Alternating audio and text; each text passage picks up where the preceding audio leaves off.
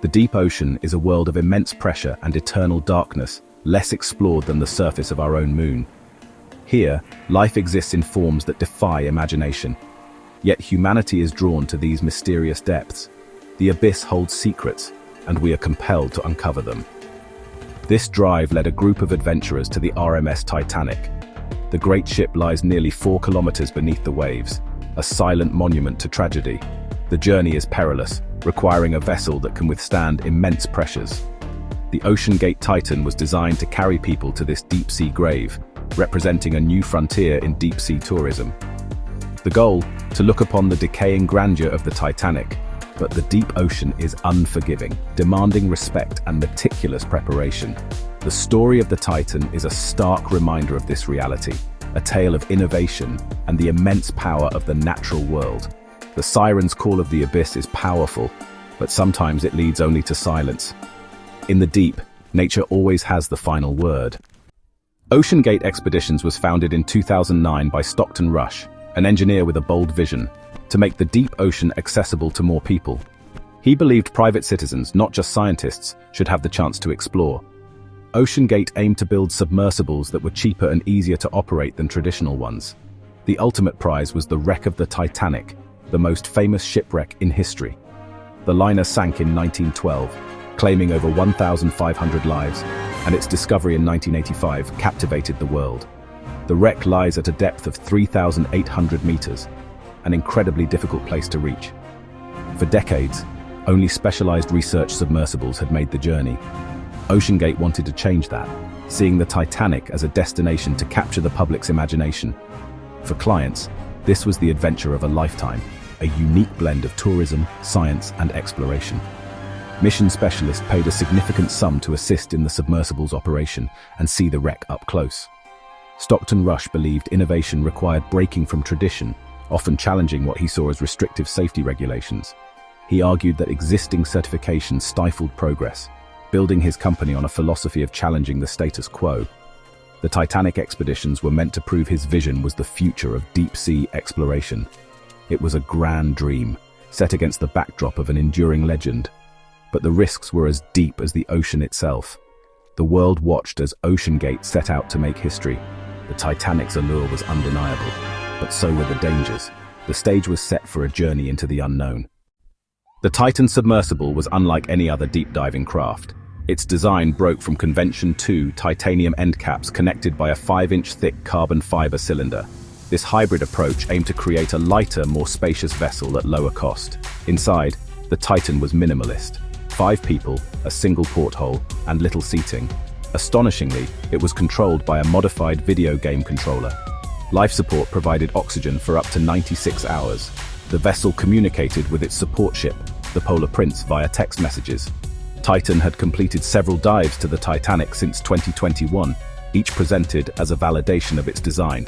But behind the scenes, experts raised concerns, especially about the carbon fiber hull, untested for repeated deep-sea stresses.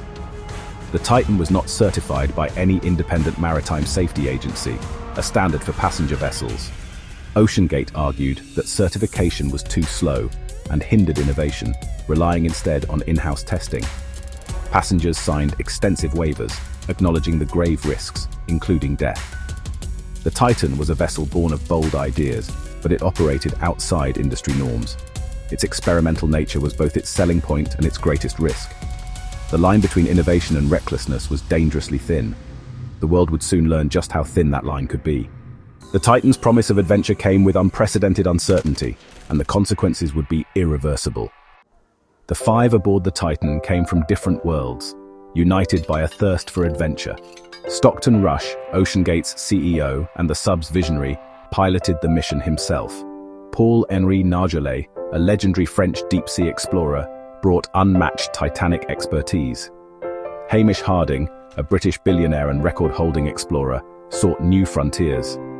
Shahzada Dawood, a prominent businessman, and his 19-year-old son Sulman shared a passion for discovery. For the Dawoods, it was a father-son journey into the unknown. Each brought their own story, ambition, and hope to the dive. They were explorers, dreamers, and pioneers. The mission was more than a trip. It was a quest to witness history firsthand.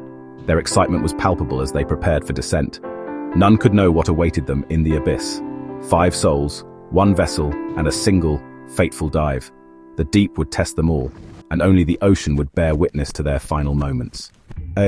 June 18th, 2023. The Polar Prince hovered above the Titanic wreck site. Weather was good. The 5 crew entered the Titan. The hatch was bolted shut. At 8 a.m., the sub was launched, beginning its slow descent nearly 4 kilometers down. Communication was normal at first, text messages sent every 15 minutes. The light faded as they entered the ocean's midnight zone. Pressure mounted with every meter. At 9:45 a.m., contact was lost. The regular message never arrived. On the surface, concern turned to alarm as minutes stretched into hours. The Titan was overdue and hope began to fade. Deep below, the failure was sudden and total. The immense pressure found a weakness in the hull, likely the carbon fiber cylinder. In a fraction of a millisecond, the vessel imploded. The end was mercifully quick. The crew would not have realized what happened. The descent into silence was absolute. The mission was over before anyone could react.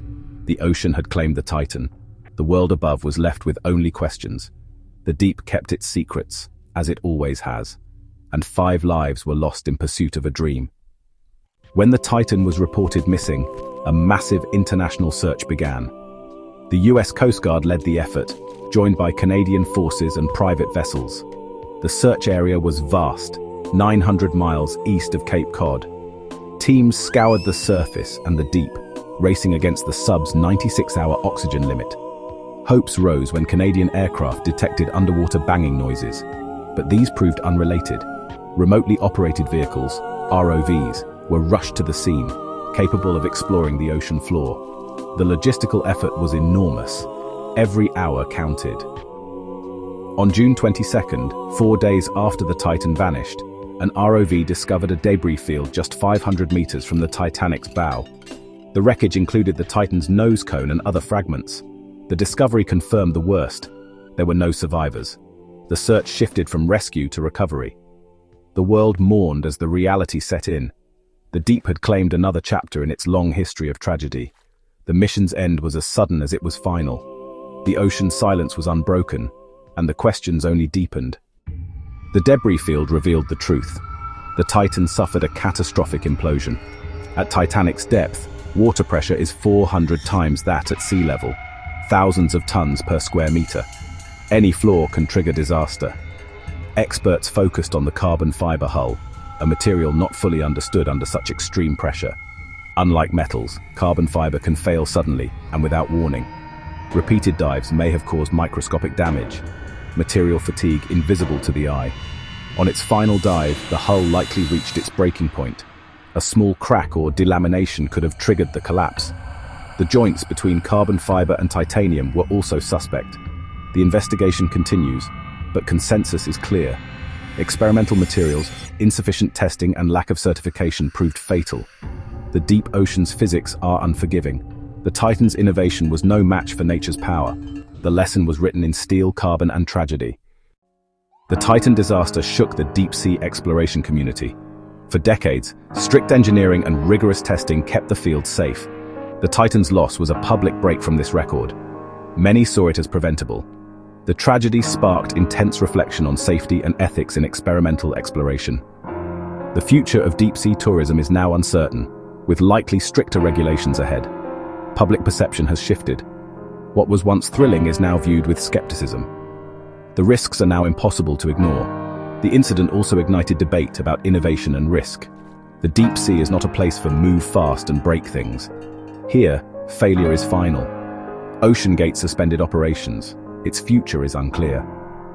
The Titan's story is now a permanent part of ocean exploration history. It's a reminder: discovery must always be balanced with respect for nature and safety. The Titan's story offers hard-won lessons. Respect for safety protocols is non-negotiable. Standards exist for a reason. Innovation must never come at the expense of independent verification. Humility before nature's power is essential for survival. The tragedy also raises questions about risk, consent, and corporate responsibility. True informed consent requires full transparency about dangers. The deep sea is not Silicon Valley. Its laws are absolute. Engineering for the abyss demands patience, peer review, and caution.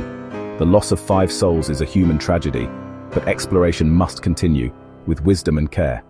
The echoes from the abyss call for a renewed commitment to safety and respect for the unknown.